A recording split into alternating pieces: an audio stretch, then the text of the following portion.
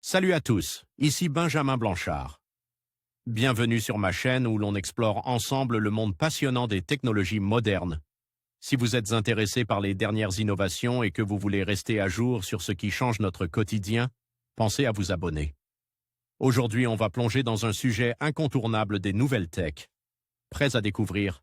C'est parti. Bonjour à tous et bienvenue dans cette nouvelle vidéo. Aujourd'hui, je vous propose d'explorer un sujet fascinant, le futur des nanotechnologies, tel que vu par ces experts.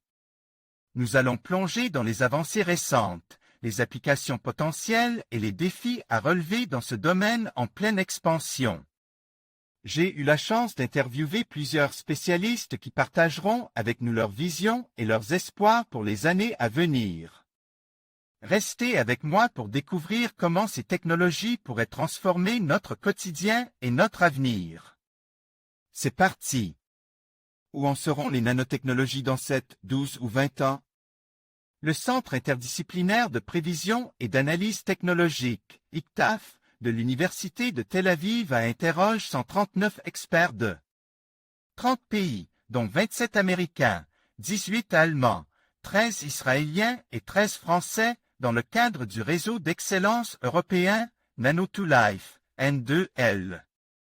Nanotube vu au microscope, son enquête révélait que la majeure partie d'entre eux estiment qu'en 2013, il sera possible de manipuler l'intérieur de cellules sans les altérer et de remplacer les expérimentations sur les animaux par des tests in vitro, que les laboratoires sur des puces et l'auto-assemblage de molécules-molécules, sans l'intervention d'une source extérieure, seront généralisés, et que des puces utilisant sur des biomolécules, de l'ADN et des peptides seront commercialisés, ainsi que des médicaments ou dopants reposant sur des nanoparticules.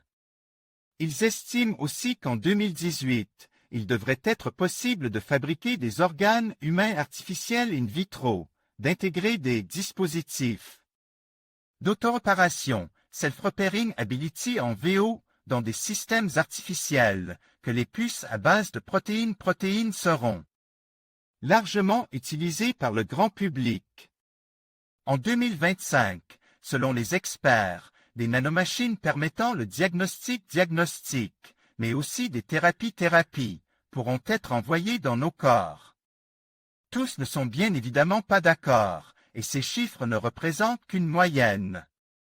Ainsi, 37% des scientifiques estiment que la fabrication in vitro d'organes humains sera possible avant 2015, mais 31% répondent qu'on ne pourra pas le faire avant 2020.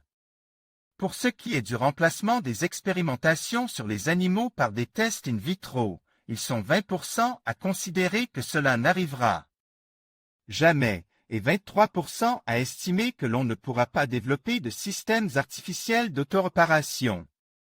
Si les applications les plus prometteuses ont trait à la santé, tant d'un point de vue scientifique que commercial, les experts interrogés ne se sentent nullement limites dans leurs possibilités, à l'exception de quelques nanotechnologies dont la portée éthique pourrait obérer leur acceptation par le grand public, à commencer par les organes humains in vitro et l'implantation de nanomachines dans le corps. De façon plus surprenante, les scientifiques ne semblent pas avoir de problème de financement. Ceci constitue la dernière de leurs priorités. Ils demandent avant tout un accroissement de la recherche fondamentale et appliquée et un éclaircissement du paysage réglementaire, notamment dans le domaine médical. En conclusion, le futur des nanotechnologies s'annonce prometteur, avec des avancées qui pourraient transformer de nombreux secteurs, de la médecine à l'électronique. Les experts s'accordent à dire que l'innovation dans ce domaine pourrait améliorer notre qualité de vie et relever des défis mondiaux. Cependant, il est essentiel de continuer à aborder ces développements avec prudence, en tenant compte des implications éthiques et environnementales. En somme, les nanotechnologies représentent une frontière fascinante de la science, et leur évolution mérite notre attention et notre réflexion.